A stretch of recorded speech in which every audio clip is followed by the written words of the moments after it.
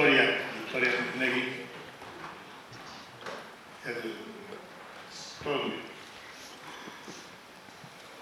Cada vez que escucho hablar a mis compañeros me doy más cuenta de... A ver, que no funciona el micrófono. Ahora sí, vale, es que se había caído. Y cada vez que oigo hablar a mis compañeros me doy más cuenta de la barbarie absoluta que se vivió en Madrid. Es que llevo muchos meses con este tema y cada día que pasa veo más matices. Digo, ¿cómo puede ser que estas autoridades pudieran mantener estas decisiones políticas? Podría entender que se equivocaron a 1 de marzo, pero que se equivocaron la segunda semana de marzo, y la tercera, y la cuarta. Llegaron a abril, a mayo, y siguieron igual. Y es algo que me sobrecoge. No puedo entender tanta barbaridad junta. Voy a decir primero que yo soy epidemióloga. Los epidemiólogos nos dedicamos a estudiar la salud de la población y a saber por qué las personas están en buena salud o por qué mueren. Entre otras cosas, nos encargamos también de la vigilancia epidemiológica, es decir, de saber cómo está la situación de las enfermedades infecciosas en la población. Bien, pues nosotros sabíamos que había una pandemia, todavía no lo había declarado la OMS, pero estábamos viendo lo que pasaba en China y lo que pasaba mucho más cerca de China, en Italia, en febrero. Pues en Madrid no se sabía nada, nadie hacía nada. Quiero decir, aquí hay un gobierno, aquí hay una dirección general de salud pública. No hicieron nada. Aquí se dieron cuenta de que pasaba algo cuando se murió una residente el 3 de marzo en la residencia de La Paz al lado de Gregorio Marañón. Yo no puedo explicar cómo pasó todo el mes de febrero sin hacer nada, porque en otras comunidades autónomas estaban actuando. Tenían un sistema de vigilancia y cuando aparecía una persona con infección, síntomas, la ponían en cuarentena y tomaban acciones drásticas para impedir que el virus se extendiera en la comunidad. Y aquí el virus se extendió en la población, se extendió por todo Madrid y entró en las residencias. Una vez entra el virus COVID en una residencia, es como tirar una cerilla a un pájaro. ¿Por qué? Porque son personas que viven en sitios conglomerados, tienen salas de reuniones, tienen comedor, tienen terapias, tienen muchos lugares comunes. Y ahí se infectan rápido. Después, la mortalidad aumenta con la edad. Es un virus que ataca mucho más a las personas mayores con enfermedad grave. Era lógico que se extendiera rápidamente, y lo sabíamos porque había pasado en Italia. Lo que tenían que haber hecho, que lo sabían y lo hicieron en muchas comunidades autónomas, fue proteger las residencias. ¿Y protegerlas cómo? Pues primero mandándoles EPIs, mandándoles pruebas diagnósticas, protegiéndolas con equipos. También en algunas comunidades autónomas medicalizando las residencias, mandando médicos, enfermeras. ¿Se podía haber hecho de otra manera? Sí, tenemos los ejemplos. Tenemos ejemplos de pequeños hospitales que trabajaban con una residencia, con atención primaria, todos juntos, con la gente de salud pública, y ahí vemos cómo se salvó muchísima gente y murió muy poca gente. Estoy hablando de ejemplos donde murió el 10% del total de los enfermos. Bien, aquí tenemos una mortalidad altísima, la más alta de España, alrededor del 45% de las personas que vivían en residencias y tuvieron COVID murieron. Eso es enorme, es una barbaridad. Aquí tuvieron una absoluto, no sé cómo decir, es como una deshumanización de que murieran estas personas, como si no fueran personas. Bien, diciendo esto voy a dar algún dato. Nosotros hemos recogido las comparecencias de las víctimas, de las familias, de los supervivientes, de los expertos, pero además hemos pedido datos oficiales al gobierno de la Comunidad de Madrid y están obligados a darnos. Y por eso sabemos que murieron 21% de las personas que estaban en residencias. Sabemos también que de los enfermos que estaban con COVID, murió prácticamente el doble que en las otras comunidades autónomas.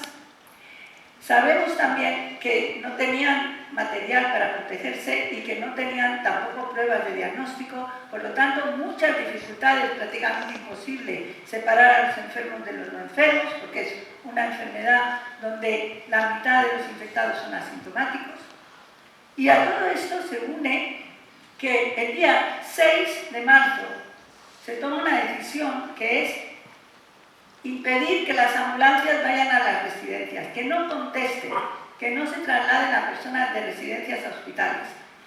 Tenemos los datos. Durante enero y febrero, entre todas las residencias de la Comunidad de Madrid, se derivan aproximadamente 120 personas a hospitales de Madrid. Pues a partir del 7 de marzo cae drásticamente a 50 y luego llega a ser a 27. Cae. En vez de aumentar las derivaciones, como se podría haber esperado, porque había una pandemia y la gente enfermaba, las derivaciones cayeron de 120 a 27. Y eso ocurrió antes de que firmaran los protocolos donde decían claramente que las personas con dependencia moderada significa cosas como estar en la silla de ruedas, o con deterioro cognitivo moderado grave, no se podían trasladar a las residencias. Los protocolos esos salvajes, escritos y firmados por el Director General de Coordinación Sociosanitaria de Madrid, fueron enviados a todos los hospitales y se obedecieron porque eran órdenes escritas. Pero antes de que se enviaran esas órdenes escritas, que obedecieron al pie de la letra los geriatras de los 26 hospitales públicos, antes de eso ya se había empezado a no derivar pacientes de residencia a hospital y eran contados los que salían de la residencia para el hospital. Por eso se produjo también el brote de Montehermoso, esa primera residencia que saltó a los medios de comunicación, al país. Que cuando bloquearon las derivaciones a los hospitales, hicieron otra cosa terrible, que fue no medicalizar las residencias. ¿Y qué se entiende por medicalizar? Se entiende enviar personal sanitario, personas, médicos, enfermeras, que saben cómo tratar las enfermedades, que saben cómo aplicar las pruebas, que saben cómo ayudar a una persona que va a morir con una muerte digna. No hicieron nada de eso, no enviaron recursos a las residencias. Además de eso, los únicos que pudieron salir de las residencias eran personas que tenían seguro privado. Para ellas venía una ambulancia privada y los llevaba a un hospital privado. Tampoco llevaban a las personas de las residencias al hospital IFEMA, al hospital de campaña. Todavía más, cuando algunas organizaciones, ONGs como Médicos Sin Fronteras, pidieron entrar en residencias, les pusieron muchos problemas y solo les permitieron entrar para prevención, pero no para hacer el trabajo clínico. Cerraron todo, para que no hubiera posibilidad de salir. La prueba, además de lo que digo es verdad, es que hicieron unos estudios en septiembre y octubre de las personas supervivientes y se ve que tenían anticuerpos, es decir, habían sido infectados por el virus, la inmensa mayoría, un 70%, más o menos como media. Entonces, los que sobrevivieron habían pasado la enfermedad. Los que se salvaron fueron los que por sí solos pasaron la enfermedad en la residencia y consiguieron sobrevivir. Si juntamos este porcentaje tan alto de positivos más los fallecidos, sabemos que se infectaron prácticamente todos los que estaban en las residencias. No hicieron nada por ellos. Y como han dicho mis compañeros, tuvieron que fallecer en unas condiciones malas, porque muy pocas residencias tenían la posibilidad de dar cuidados paliativos.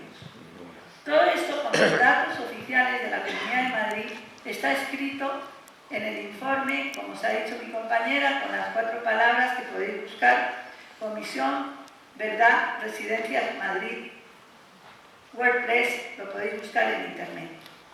Y aún estamos esperando que nos digan qué pasó.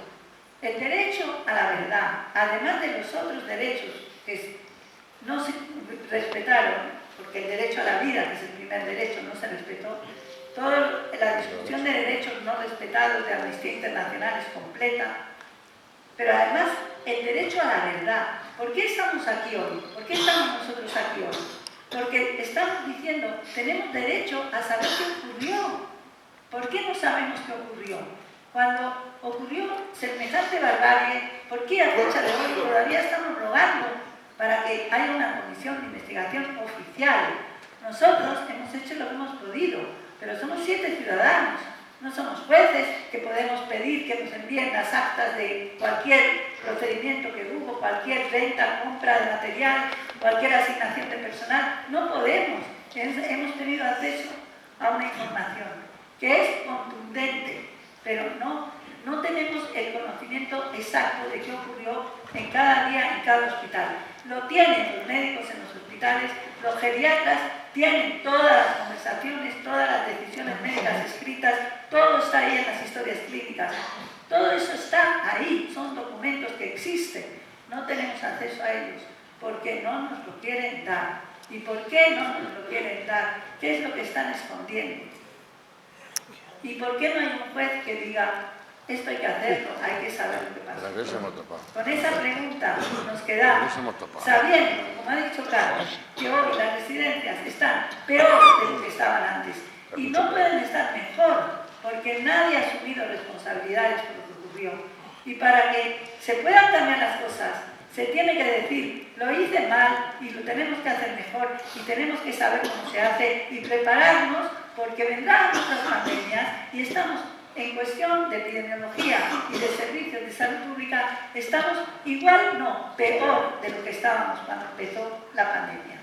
Y con esto es con lo que os dejo, diciendo, por favor, movilicémonos, hagamos algo, porque es una tremenda injusticia y porque si no hacemos nada, el futuro puede ser igual y podemos tener otra vez catástrofes de este tipo. Gracias.